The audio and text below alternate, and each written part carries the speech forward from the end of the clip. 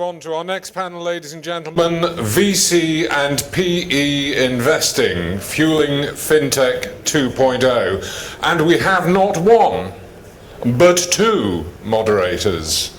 So I'd like to call up onto stage, please, Sahil Anand, founder and managing partner of Cedar-IBSi Capital, which is, for those who don't know, India's only early-stage pure-play venture capital fund, and it's just completed its first investment. And if you want to know more about its first investment, they have a stand just outside the door, so on your way out, check them out. The aim is to build a portfolio of 10 to 15 startups in the days and months to come. Our second moderator of this section, Subit, Saurav, associate partner at Cedar-IBSi Capital, and he comes with prior experience at funds like Avishkar Capital. So, gentlemen, over to you. Thank you. Thank you, everybody. If we can welcome the three panelists we have today. Sarvanan didn't make it. His flight from Colombo got cancelled this morning, so he's with us in spirit. I'll start with Anand. Anand is a partner at Nexus, where he leads FinTech, and he has quite a portfolio in both B2B and B2C. Sagar is the founder and managing partner of Beams FinTech Fund. The second, I tell people, Beams is the second only FinTech focused fund in the country, so we can't claim to be the only one, but Beams has been around a little longer. And Vaas is sitting right here. Vaas is a partner at Elevation Capital, another very well recognized fund in the country and invests actively in FinTech.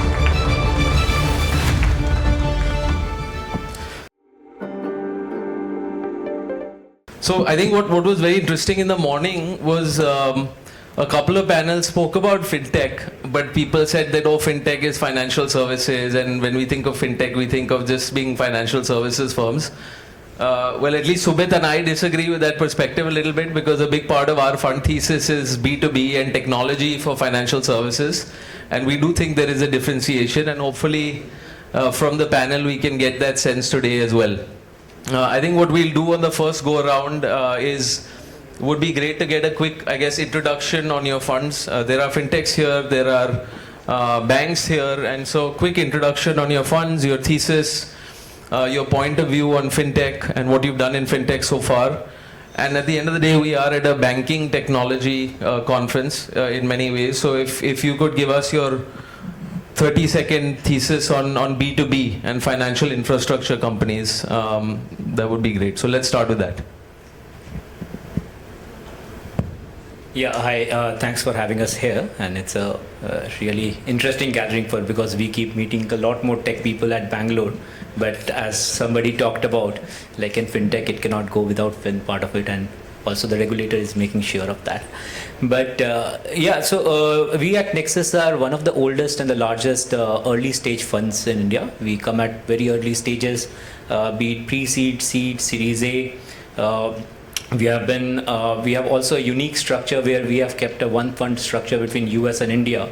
The idea being a lot of the ideas are coming from US, as well as a lot of developer ecosystem being in India, a lot of technologies going out of India to the US. And obviously we have had multiple digital companies here.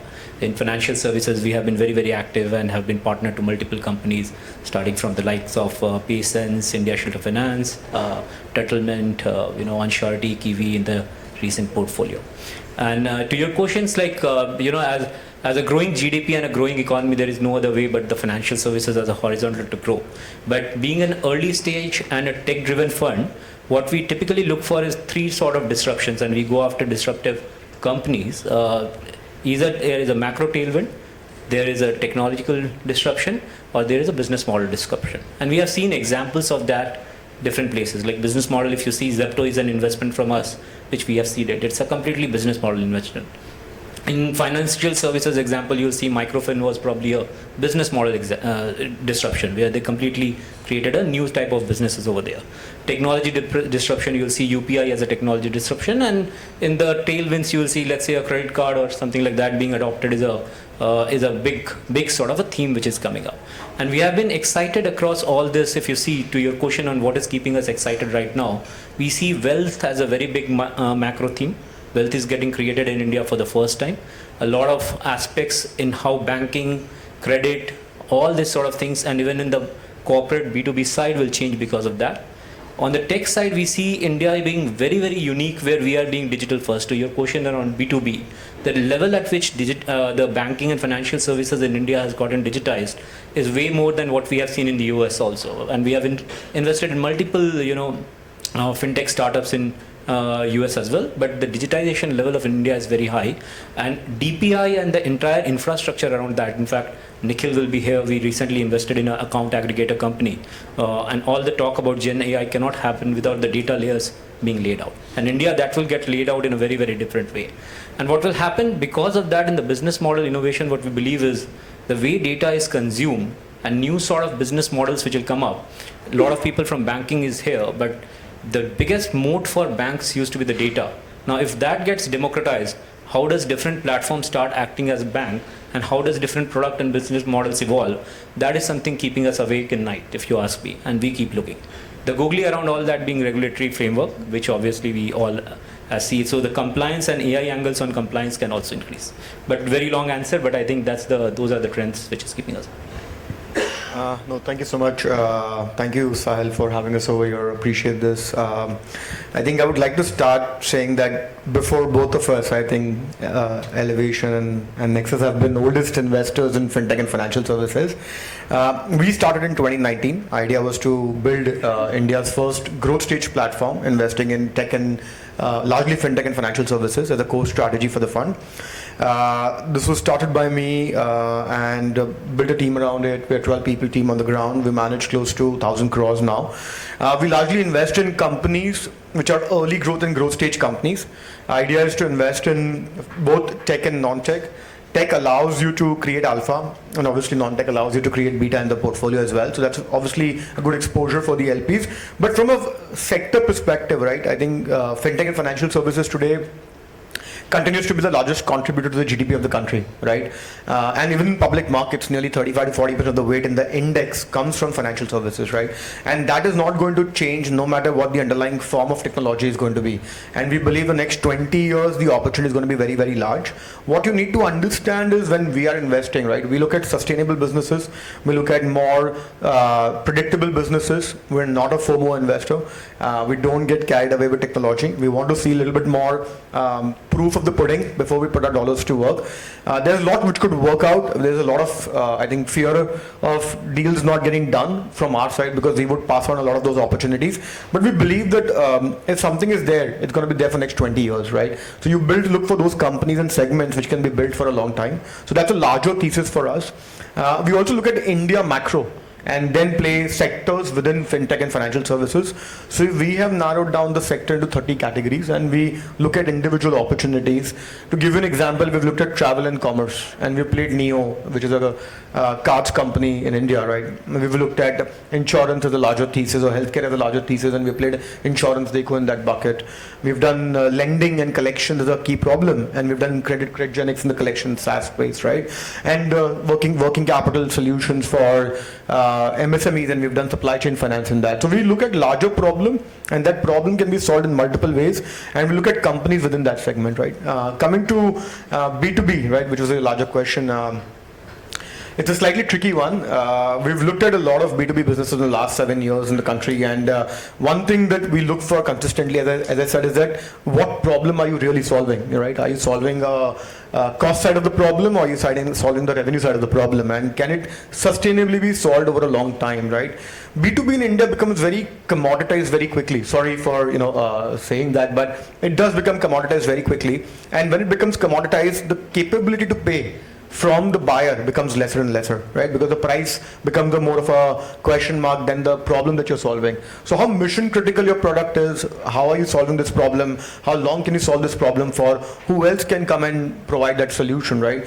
Is it a point in time solution or is it a sustainable workflow problem, right? So when all of these questions have to be answered, that's when we really look at and say, are you really building a large B2B platform in the country? And are you building for India or are you building for the world, right? When these 7-8 questions come together, then we really feel that is it a sustainable business for us to go and back, right? Similarly, what we did in cryogenics. Collection is a perennial problem in the country. It's not going to be solved for next 20 years. You can only improvise technology on top of that, which is what the company like cryogenics will keep building, and that's when you will keep evolving the problems and keep solving collection problems in the country as well. So sorry for the long answer, but that's the thought process behind B2B for us. Super. Thanks for having us here. I lead our FinTech and financial services work at Elevation Capital. We're an early stage VC fund, been investing in India for about 25 odd years now. Within that, FinTech and financial services has been a mainstay for the fund. You know, we've invested over about $600 odd million in this space since we've been in existence. See, I think the macro story is very clear to us. It's almost unbelievable to say large value creation is not going to happen in the financial services space as we think of the macro story. But beyond that, two other things which sort of underpin our thesis is one, as we look at BFSI institutions in India today and some of the larger fintechs in India today, we do think they're some of the best run institutions in the world, which means the talent pool and the operators that sit within these institutions are going to be the entrepreneurs and the operators who build and create this value as we think forward. So we really think that talent pool in India, that talent density we have is very, very interesting. Second, to a little bit of what Anand said, we do think a lot of very India-specific business models, both on B2B and B2C, will get created. I think there's a lot of work happening, of course, on the DPI front, but also a lot more interesting things on how our institutions run, how our regulators run, and, you know, consumer behavior in India. So I think all that put together, a lot of very interesting India-specific, India-first innovations will happen, which we remain very excited about. So we've been all in on FinTech and financial services, a fund. You know, this year we're making about 6 investments. One is in the works as we speak. Equal mix of B2B, B2C, and I think there is a lot of nuances to unpack. So I think we'll get into that during the panel. So in summary, I guess there's no bias, B2B, B2C, but Subit's next question, I think we'll tackle that specifically. No, actually, before going to the question, I think Sahil and I were discussing, right? And in the last, I think from 2020 to maybe 2022, I think that was one of the boom time for any B2C fintech that we have ever seen, right? And I'm sure founders would be hoping that it comes back. I hope that we remain grounded. But in those times, you also see many very exciting models coming up, trying to address different consumer requirement aspirations, right? Few of them have been successful, a lot of them have shut shop. But I think B2C in a country like ours is going to be always an exciting story. When we discuss, I think we are equally feeling excited is that in the last couple of years, we are seeing that talent pool India always had. But our sort of inclination was towards services model. But in recent times, industry veterans have been being more, I would say, taking a call on building product companies for different segments, including BFSI. People have more belief that we can build in India for the world. So as of now, on the B2B side, India no longer is the only market that entrepreneurs sitting in the room and others are looking at, right? And what was good to hear is that all three of you do look at both models. I think maybe for people in the room would be maybe a good perspective to see that when you look at B2C and B2B, I'm sure the metrics are different, right? What are the risks that evaluate? Those are different. I think some perspective on that, like for example, just to share one thing that Sahil and I keep discussing, that in B2C, increasingly the regulatory part has been coming as a very one of the risks that I think all investors, including promoters, look at, right? In B2B, if you look at especially at tech companies, at least that risk, but then there are other risks. You talk about the market size in India, the paying capacity, etc. So just each one of you, if you can give perspective on each of these segments, how do you guys look at it? Sure, I'm happy to start.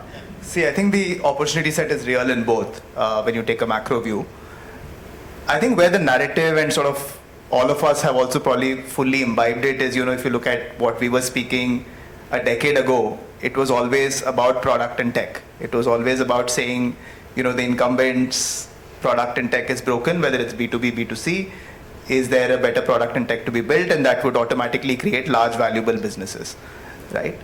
What has happened, I think, over the last decade is the appreciation to say on B2C and B2B both, there is a more multidisciplinary expertise needed to build those enduring institutions, right? So if you take B2C, I think you of course need a good product to start with, but I think equally important is to get your partnerships right, get your compliance right, get your risk org right, get a lot of those aspects right. So that's become very evident, and hence the teams which bring in that multidisciplinary approach to start become more interesting. Similarly on B2B, right, it's not just about building the right product. I think getting that right GTM, getting that right first design partners, getting your ICP right, getting customer success right. I think all these have become, in fact, stronger markers of success, I would argue, than just like absolutely a 10 on 10 product. So I think that's where that appreciation to say it is more multidisciplinary and teams need to on day one start to think on all these aspects, which probably makes company building a little more difficult than all of us would have imagined. But that's also what creates those long-term moats, right?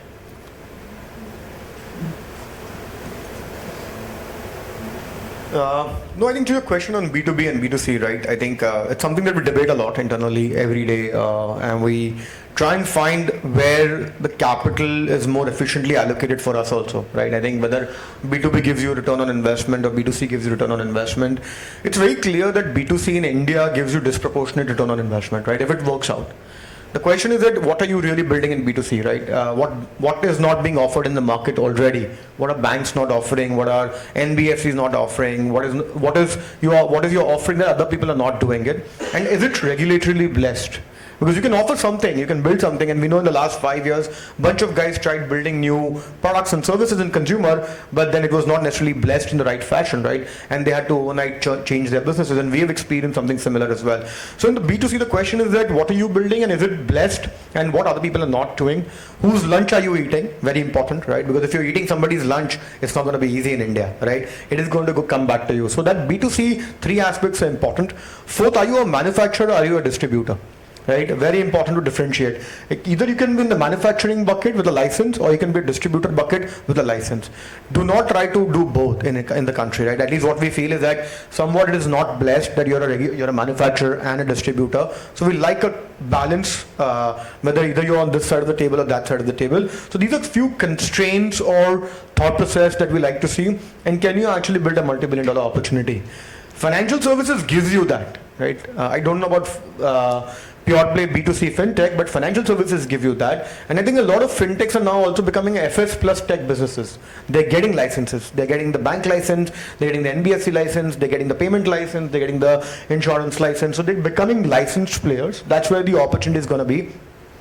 We strongly believe that in India, if you want to build a business in the B2C side, you need to get a license. You need to be regulated. You need to be under the process and system, then build a company. Coming to B2B part, we ask only one thing, क्या पैसा मिलेगा, right? क्या banks pay करेंगी, क्या SME pay करेगा, right? We've seen time and again that great products, great team, great technology, 1,000 people staff, 500 in the engineering department, but revenue $10 million, $5 million. आपको 10 साल लग जाएंगे cost cover करने में. How will you make money, right? This is where we want to see that you are able to make a $50 million revenue business. Acquisition is the only way people have scaled businesses. If I can just respond to that, because that's what we ask people, and obviously what we like is, at least because of our context, is when they say, oh, we'll go to the Middle East, right? That's one classic answer. Some of them, the over-ambitious ones will say, oh, we are doing something in the US already, and And so when they start to give you answers like that, where okay, we'll get to $5, $7, $10 million the size in India, and after that we'll get it from the Middle East or we'll get it from Southeast Asia. What's your point of view on that? See, I lived in Middle East for 13 years, right? And now I'm in India for the last 4 years. I think Middle East is not a large enough market. The number of institutions, unlike India has 1,500 banks and financial institutions, right? And 7,000 plus NBFCs. वहाँ पे आपको 50 institution मिल गई, आपका business पूरा हो गया, right? Total, including Saudi and UAE, which are the only two big markets, right? So you have 10 big institutions in Saudi and 10 big institutions in UAE. 20 institutions, you're done. Rest is too small to consider, right? So then I think from 20 customers, how much can you generate? The question is that can you go to Africa? Can you go to Southeast Asia? Can you be an emerging market story? That's when your revenue expands, right? We're not saying that the opportunity is not big. You will take 10 times the same revenue you will make in India in the Middle East market. Straight, the same contract of $100,000 will give you $1 million over there. So the number of customers required are lesser, but you need to consistently be there on the ground, execute. Southeast Asia has its own goods and bads because it's bunch of islands, bunch of countries, bunch of licenses, government, regulation, policy. So ऐसा नहीं है कि you can take your business tomorrow morning and go to Indonesia and start your business. You need to do a 1 year of dance before you even get there, right? So a lot of these things are practically doable but challenging at the same time. We encourage people to experiment more and more, but get your base in India to maybe $25-30 million and then build your base with acquisition and expansion to emerging markets, right? That's at least what we see. US is a different animal. That is a separate conversation altogether.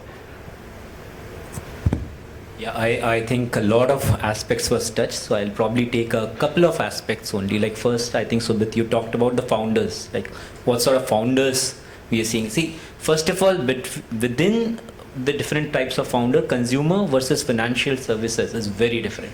So very stark framework for us, for example, in consumer, we'll go fund an Adit who runs Zepto, who's ready to break multiple things, or let's say an Arvind for Rapido, who are 19 years old, 22 years old, 23 years old, because they are not bound by their creative thinking and they are ready to break. But that sort of a person I cannot fund in financial services, because if you break, you're out of the business. So that's where if you see our founders' perspective, will go and fund somebody like a Mohit Bedi, who's an MD in one of the banks, or a Siddharth who is like an MD in Nexus. So that sort of personality, or a Yogesh who was a actuary, who was a lead actuary somewhere. So all our, or Dhiren who was in ICICI Bank. So you will see that in financial services, you will probably see us looking at people who understand not only the consumer, the regulatory framework, also what the partnership frameworks can work and can you go over there, whether it being B2C or B2B. Now when we come to B2B, at least in Nexus, very keen focus has been on the tech aspect. So when we look at, let's say, a Finarkin, we'll look for a team which is absolutely best on the tech. Because in B2B, unlike in B2C companies, when you are building, you need B2C relies a lot more on UI, UX. Can you give the customer the best performance or not? Can you actually grow proportionally by being product-led company? Versus B2B is more about reliability, security. If you break, the bank breaks, you are out of the business. Generally what happens is that if you have stayed long enough in a couple of banks, you become a standard software. The next bank is easy to say that, hey, you know what, State Bank is using this bank is using this, I am good at using it. That happens globally. So we are invested in a company called Fingerprint JS, which is globally the biggest fraud detection company.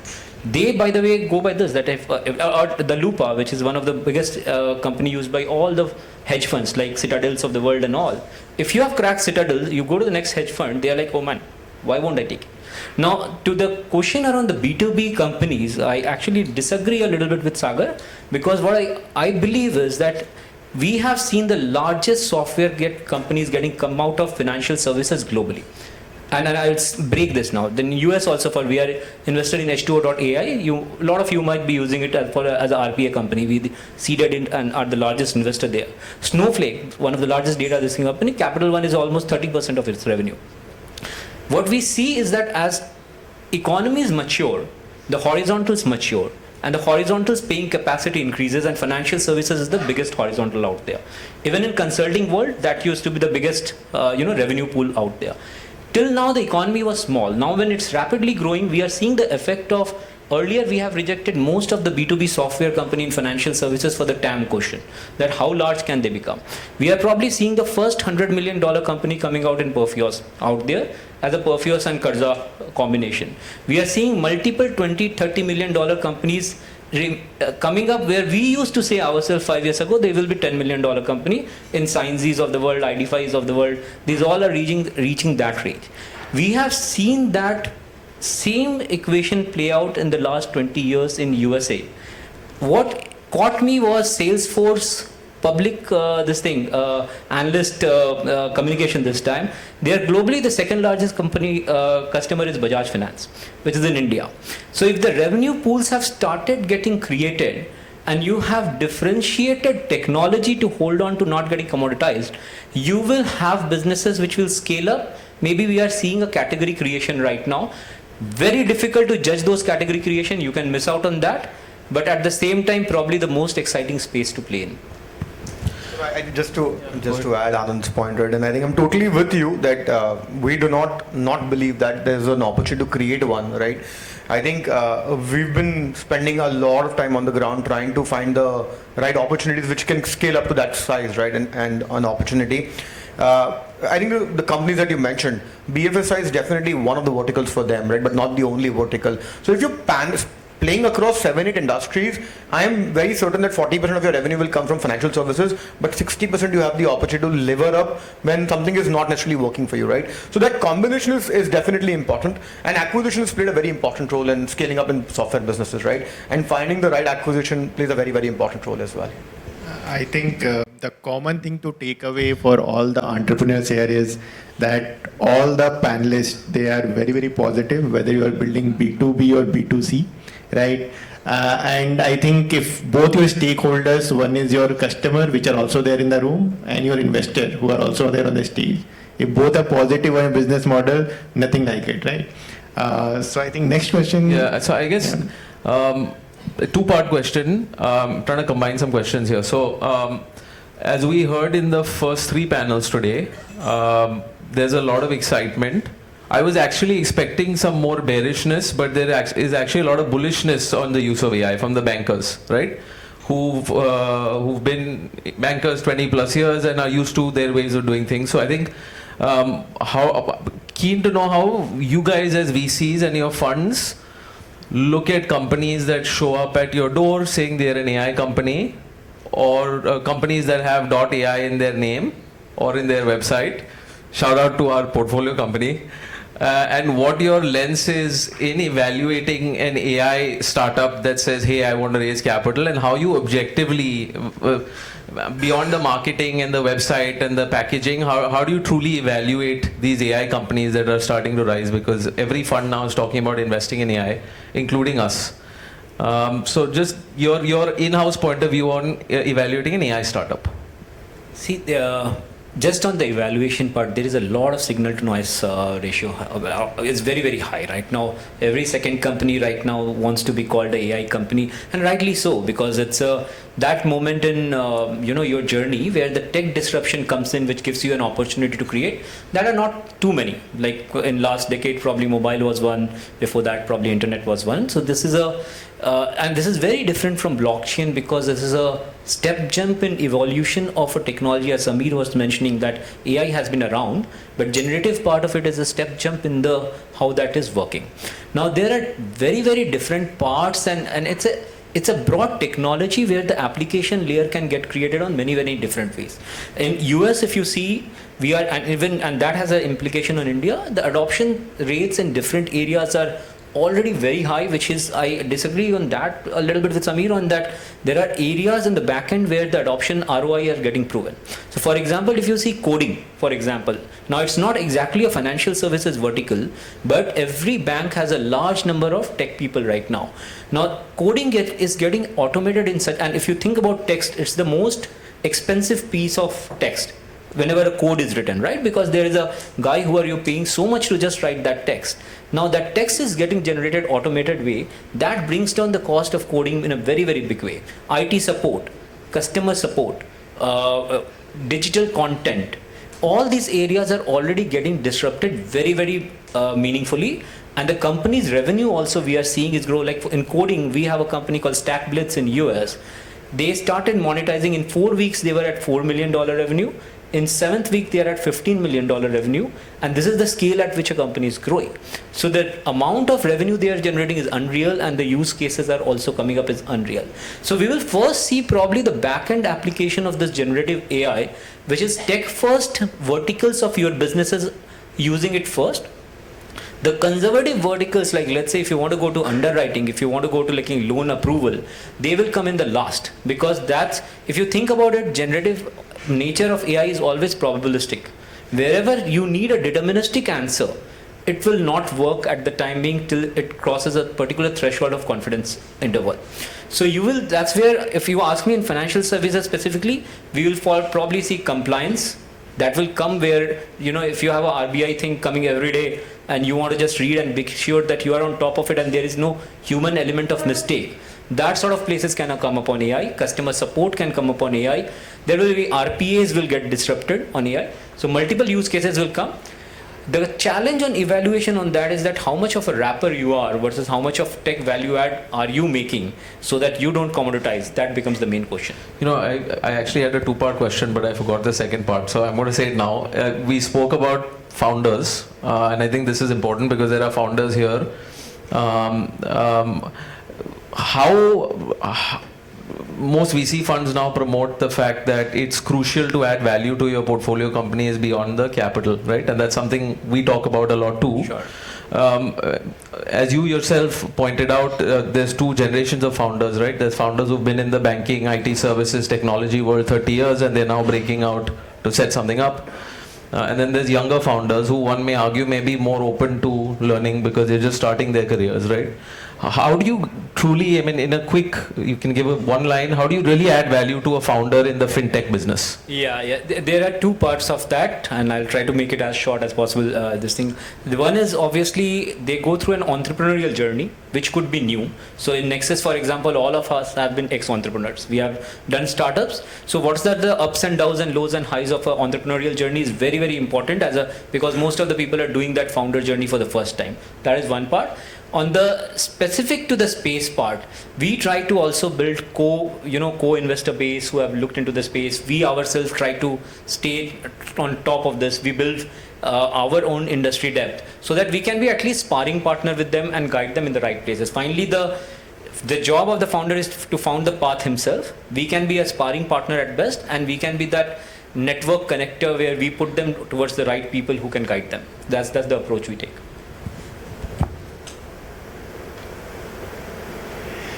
Coming to your point on AI, right? I think we're definitely excited about the opportunity, like very similar to B2B, right? If we are able to justify the ROI, right, and the investment that the respective organizations are going to put into building these practices, right, does it going to yield the return in the long term, right? That's a question we're asking. I think there are few areas where, as I think Anand mentioned rightly, right, there are few areas which definitely require implementation of AI, right? And I think a lot of startups are trying to build, right, especially onboarding journeys of the consumer, right? I think that plays a very important role. Transaction processing and authentication, which I think Samir also mentioned, right, plays a very important role. I think data leakages, right, security, system processes, right? I think workflow management at the back end, improving small aspects, right? Can save a lot of cost in that journey as well. So we're definitely looking at segments where you are creating an impact and there's a real ROI, outcome, cost saving, revenue growth, right? Where you are improving process and system at the same time. Do we meet a lot of companies? Absolutely. Do we want to wait and watch and evaluate more and more? Definitely yes. I think India as a market is still catching up compared to US and Europe. I think US is far more advanced in some of these things, right? So we are definitely trying to learn and build over here in India as well. So we're definitely open to the idea of looking at opportunities in that segment. Will India create a couple of big ones? I certainly think yes. I think, as Anand mentioned, right, if there was a Salesforce coming out of India, it would have been a great announcement to the world as well. We've had some big payment companies now, right? So there's definitely large created, but a lot of companies can be built solving for the front end for these companies like the PhonePays, the Paytms, the PayUs, or the large lending businesses, right? So there's opportunity for sure. We'll be open to the idea of spending more and more time and looking at it. And we will evaluate them in the same breath as we evaluate a B2B startup, right? Which is where are you really solving a problem and what is the money you're making for the customer and for yourself at the same time. Coming to value add, I think Beam was created with the idea of being a founder first approach and value creation approach. We've got banks, we've got NBFCs, we've got insurance companies, we've got payment companies who are investors in the fund. We've got CEOs of the banks and financial institutions who are investors in the fund. So we bring that network on day one. These 12-15 financial institutions and 12-15 CEOs, they are not investors, they are actually value creators. We talk to them on a daily basis, we spend time with them. So when I'm looking at an AI company or a B2B company also, I'm asking them, are you using this? How much are you using this? How often do you use them, right? What is the real impact on your balance sheet or P&L for that matter? Can we do something over here? Can we introduce them? Can we try and test their technology? So before investing, we do a lot of testing with the financial partners of ours, and post investing, we actually make sure their contracts done. So for all the companies, for example, Neo, we help them get a license. For ProCap, we help them get cost of capital lower, bank partnerships, bank lines, NBFC lines. For Credgenics, we are getting them bank customers and NBFC customers and FinTech customers. For insurance, we're helping them with acquisition, right? So there's a clear, tangible value creation strategy we have from day one. I think growth founders are very smart. They are very experienced. They know what they're doing. What we can do is only incremental value add.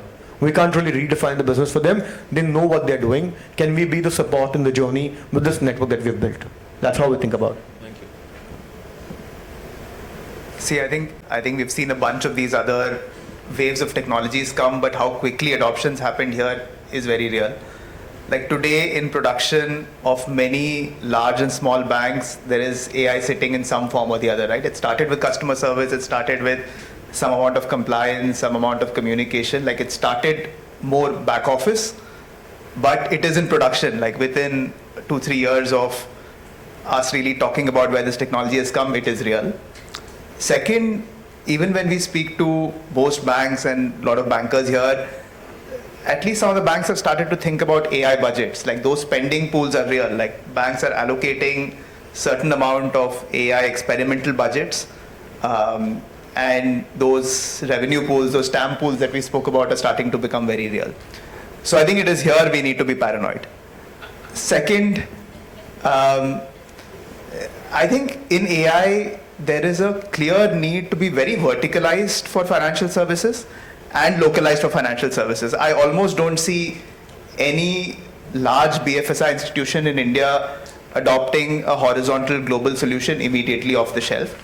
There is a need for a fair bit of verticalization. What I mean by that is there is data privacy concerns, there is explainability concerns, there is governance concerns, there's auditability concerns, right? So somebody has to really think through, if in financial services I have to bring about AI adoption, I need to solve for a lot more things.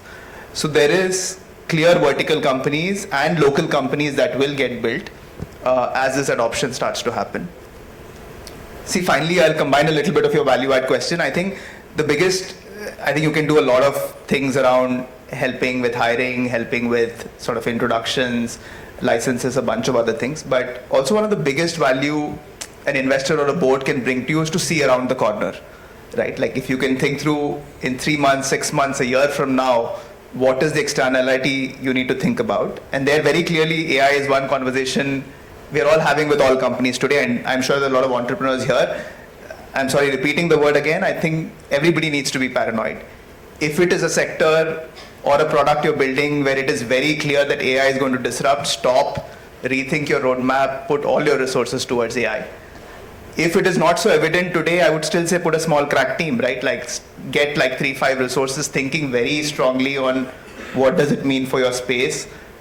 Start tinkering around. It's not a DNA you're going to build overnight. Like suddenly there's going to be a wave and you're going to be left behind. So just thinking around the corner is very important, and hopefully the stakeholders you work with bring that to the table. But if either way, like just start thinking very, very actively. We have time for just one very quick question from the audience. Our next panelist is actually already online. He's coming in virtually. Anybody? See, there's no fintech. If the fintechs would have been asking you questions, the bankers are. Oh, there she is. Okay. So just for her, if you can wait for the mic. So I have been a part of the loyalty ecosystem for the longest period of my career. So when I see that the loyalty businesses are building up, they are also adopting the fintech. They want to build their own platform, go across and do all sort of things. So how do you think that AI in the loyalty space would disrupt the fintech industry? And would you guys will be the first ones to fund something like that? So that deeper question that's the came pitch out. I am making right now. No, so I'll probably take this because I was a founding team member of this company called Magic Pin, which was built on loyalty, and at that time Crown It and others were I got you. Yeah. So the question you'll have to say, loyalty is a good example because it's horizontal beyond financial services. If you see Starbucks, large business comes from loyalty, and it almost funds all its working capital from loyalty. Same for a lot of the airlines. Actually, United is profitable because of loyalty, not for its airline businesses. So there is a lot of things you can do on loyalty. Well, the thing, like any other business, I'll tell you how we evaluate it bottoms up, is that can you tell me a unique insight that you have which has not happened, which you can work on in loyalty with AI? AI is an enabler. AI is not the solution, right? So what is it that you will do unique with AI, and how will you do it to scale up to make a business model which will make me money? It's as simple as that. So if you can define that for me and add to it that why are you the right person to do, given that you are in the loyalty domain, that is a recipe for what can get funded. I would just encourage, there's a lot of bankers in the room, and while our fund only has one portfolio company, we will have a second soon. Their funds do have some very interesting BankTech and tech companies, FinTech companies, so please do explore, and I'm sure you'll meet interesting people here on the other side. Thank you. Thanks a lot for all three of you for taking out the time and sharing your insight.